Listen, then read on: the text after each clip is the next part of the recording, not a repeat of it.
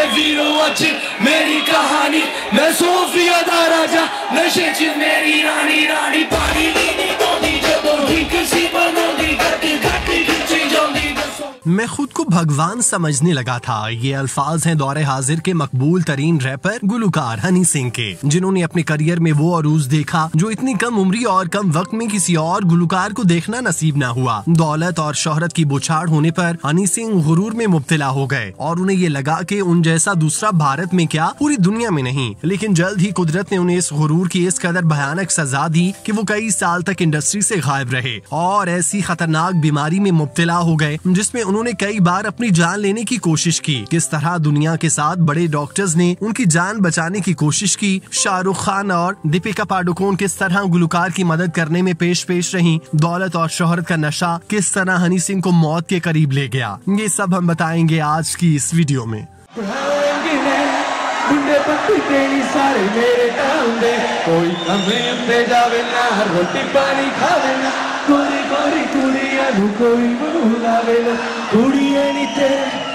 हनी सिंह के नाम और काम से कौन वाकिफ नहीं। 2012 में जवान होती नौजवान नस्ल का एक बड़ा तबका हनी सिंह को सुनने में मशगूल रहा। हिप हॉप म्यूजिक में जिद्दत रोनमा करने वाले हनी सिंह का म्यूजिक और स्टाइल देखने वालों को इस तरह से भाया कि देखते ही देखते वो न सिर्फ भारत बल्कि पूरी दुनिया में मकबूल हो गए। इस दौरान हनी सिंह को शाहरुख खान और अक्षय कुमार जैसे बॉलीवुड स्टार्स की फिल्मों में गाने का मौका मिला, जो किसी भी नए और उभरते हुए गुलकार के लिए एजाज से कम नहीं होता। जब हनी सिंह पर किस्मत की देवी मेहरबान थी तो वो शाहरुख खान से मिलने उनके घर जाया करते थे, जहां वो अपनी फिल्म के लिए उनसे गीत गाने का कह रहे हैं और दूसरी जानिब अक्षय कुमार अपनी फिल्म के गीत के लिए उन्हें फोन कर रहे होते। फिर सोने पे सुहागा के बॉलीवुड शहंशाह अमिताभ बच्चन उन्हें अपनी फिल्म भूतनाथ रिटर्न्स के लिए न सिर्फ गीत बल्कि उसकी वीडियो में भी जलवागर होने के लिए मदऊ कर रहे हैं। एक साथ इतनी शोहरत मिलने के बारे में हनी सिंह ने कभी सोचा न था। उन्होंने फिल्मों के साथ साथ अपने सिंगल सॉन्ग्स भी रिलीज किए, जिनमें ब्लू आइज समेत कई दीगर शामिल हैं। हनी सिंह की खुशकिस्मती थी कि इन गानों ने भी शोहरत के छक्के मारे, जिसकी वजह से हनी सिंह की शोहरत का ग्राफ और बुलंद हो गया।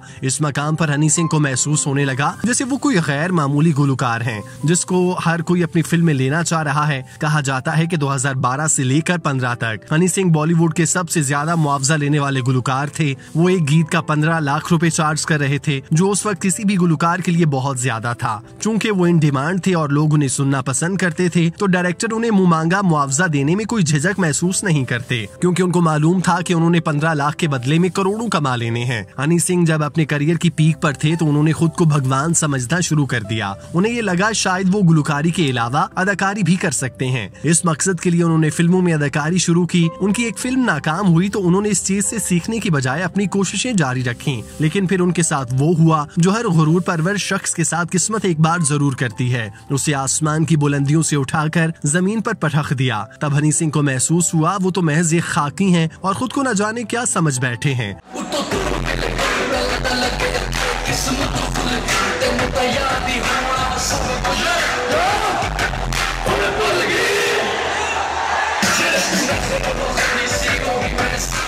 रैपर और गुलकार यो हनी सिंह बायोपोलर डिसऑर्डर में मुब्तला थे और उन्हें दीपिका पादुकोण और शाहरुख खान की मदद हासिल थी जब वो दिमागी सेहत के मसाइल से लड़ रहे थे। अपने तारीख मरहले के बारे में बात करते हुए उन्होंने पिंक वाला को एक इंटरव्यू में बताया कि ये बहुत बड़ा मरहला था। बहुत से लोग मुझसे हसद करते थे कि इतना नौजवान लड़का इतना कुछ कैसे कर सकता है, और मसाइल थे। मैं भी शराबी हो गया, मैं सो नहीं सकता था, मैं बहुत ज्यादा काम करता था और धीरे धीरे ये मर्ज बढ़ता गया। मुझे ये समझने में तकरीबन 4 महीने लगे कि कुछ गलत है। उन्होंने यहाँ तक कहा कि बॉलीवुड अदाकार शाहरुख खान और दीपिका पादुकोण उन्हें बुरे वक्त में मदद करने की पेशकश करते रहे। हमने 4 या 5 डॉक्टर बदले, दवाइयाँ ली और मैं जानता था कि इलाज के दौरान मैं शराब नहीं पी सकता। मैं जानता था कि मेरे लिए बुरा होगा। इस सारे अमल के दौरान दीपिका पादुकोण उनके साथ ही रही। दीपिका ने उनके खानदान को नई दिल्ली में डॉक्टर का मशवरा दिया। हनी सिंह के बकौल 18 माह मेरी जिंदगी का तारीख तरीन दौर था और मैं किसी से बात करने की हालत में नहीं था। मैं जानता था कि अफवाहें थी, मैं बहाली में हूँ, लेकिन मैं अपने